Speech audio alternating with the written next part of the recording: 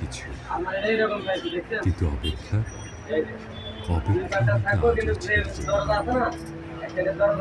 আমি ভালোবাসার জন্য সব কিছু ছেড়েছি, শুধু অপেক্ষা ছাড়া। অপেক্ষাকে আমি আজও হৃদয়ের গভীরতম অংশে অবরুদ্ধ করে বেঁচে আছি।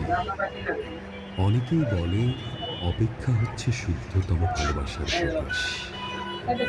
ভালোবাসতে সবাই পারে, কিন্তু সবাই প্রিয়তমার জন্য অপেক্ষা করতে পারে না। আসলেই কি তাই?